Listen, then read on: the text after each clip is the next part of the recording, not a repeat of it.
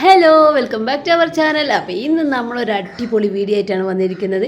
അപ്പോൾ ഇന്നത്തെ നല്ല ഒരു ഡിഷാണ് നമ്മൾ ഉണ്ടാക്കുന്നത്. എല്ലാവർക്കും ഇഷ്ടപ്പെടുന്ന ഒരു പ്രത്യേക റൈസ് തന്നെയാണ് നമ്മൾ ഉണ്ടാക്കുന്നത്. കുട്ടികൾക്കൊക്കെ ഒരുപാട് ഇഷ്ടപ്പെടും. കാരണം സോയാബീൻ കോഴിമുട്ടയും വെച്ച് മാത്രമാണ് നമ്മളിത് ചെയ്യുന്നത്. അപ്പോൾ കുറേ കുട്ടികൾക്ക് ഇപ്പോൾ കറി പറ്റാത്തവരൊക്കെ ഉണ്ടാവും. അപ്പോൾ കറി പറ്റാത്തവർക്ക് ഇത് ഒരുപാട് എന്തായാലും ഇഷ്ടപ്പെടുന്നതാണ്. പിന്നെ പ്രത്യേകം പറയാനുള്ളതെന്ന് വെച്ചാൽ ഡയറ്റ് ചെയ്യുന്നവർക്ക് അത് പ്രത്യേകം ഉപകാരപ്പെടും. അപ്പോൾ നമ്മുടെ white rice sella basmati rice ആട്ടോ നമ്മളിതിൽ ഉപയോഗിക്കുന്നത്. അപ്പോൾ നെയ്യോ വെളിച്ചെണ്ണയോ ഓയിലോ ഒന്നും വേണം. എങ്ങനെയാണ് നമ്മൾ ആ ഡിഷ് ഉണ്ടാക്കുന്നത് നമുക്കൊന്ന് പോയി കണ്ടാലോ.